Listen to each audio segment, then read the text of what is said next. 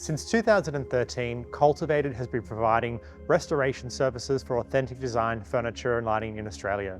And why do we do this? We think that upwards of 200,000 tonnes of furniture waste is sent to landfill every year in Australia, which is a lot. By supporting Cultivated, you support a local ecosystem of workshops and suppliers all around Australia, as well as reducing the use of finite resources in the manufacturing of new furniture. AJ Cook, I think, was first founded in 1945 by my father-in-law's father. So we're now third generation of AJ Cook.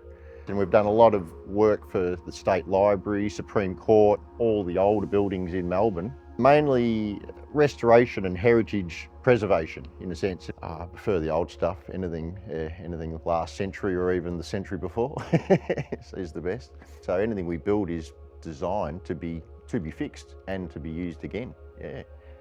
Mark Tuckey's been going for 35 years. We make timber furniture for the residential and trade markets, and we work in solid timbers, veneers and other companion materials. We started off only doing recycled. We'd go down on site ourselves and resource it, and then after a while we were getting it from demolition companies. Now there's big players, there's money, so it's more of a commercial enterprise as opposed to people just wanting to get rid of it and not pay for the tipping service. The most exciting thing for us is sourcing something that no one else can get and using it and getting the best out of it.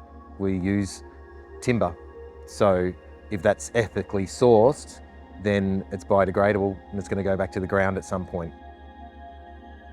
Linear metal polishing started in 1995 when Australia's largest truck builder asked the original owners to polish up some aluminium to go on a special truck for a truck show up in Brisbane. The response was so good that the customers really craved it and wanted it.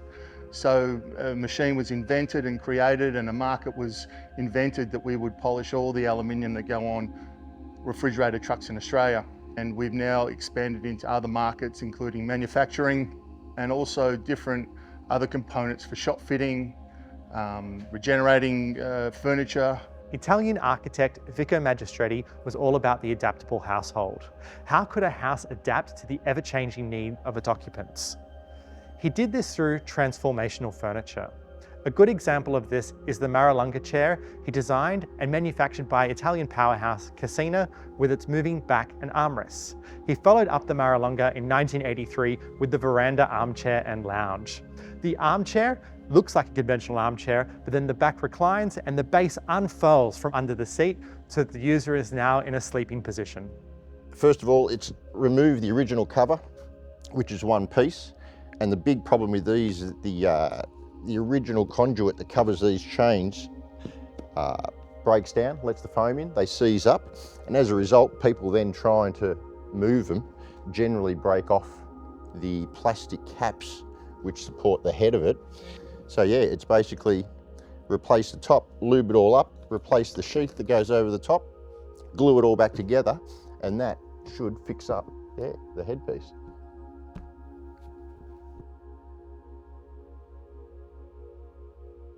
In 1950, Carl Hansen released 5 furniture masterpieces by Hans Wagner, forever changing that company. One of those pieces, the CH22, actually had a companion product called the CH26, and while drawings were made, it was never put into production. Fast forward to 2016, and Carl Hansen, working with the Hans Wagner Foundation, produced the chair for the first time. Well, the chair's already in pretty good condition. There's a few stains on the paper cord seat, which we'll grab some soap flakes and pat it dry, and then with the frame we'll go along and get rid of any scuffs or marks, and then it'll be good to go. In 1955, Arne Jacobsen produced his iconic Series 7 chair for Danish manufacturer Fritz Hansen. Made with 9 layers of plywood, pressure molded together, the chair was incredibly strong and the technique was revolutionary for its time. Many of the chairs we work on from Cultivated are Series 7 chairs. The oldest we've worked on dated 1968 and still in a great condition. It shows how this manufacturing process has stood the test of time. Well, this chair's at least 40 years old. It's in pretty good condition. The shell here, we're just going to refinish it, give it a sandback, new lacquer. The base is a bit rusted, a bit old, so we'll just put a brand new base on it and it'll be a brand new chair. Italian-born American artist, sculptor, metalworker and furniture maker Harry Bertoia got his start working for Charles and Ray Eames on their iconic moulded ply chairs. But it was 1952, with the introduction of his Bertoia diamond chair, that he really came to prominence.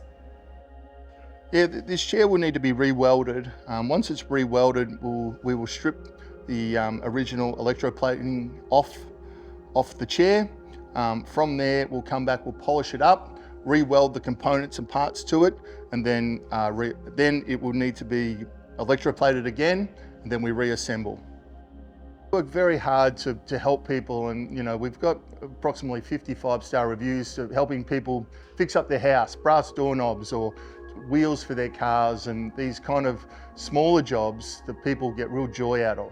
So it's a real circle of life kind of things. We are geared to make something to last generations, so therefore it's incumbent upon us to make sure that it's done in the best way for the natural world and society. There's just so much waste in the world now that, yeah, we really need to be building things better to last longer.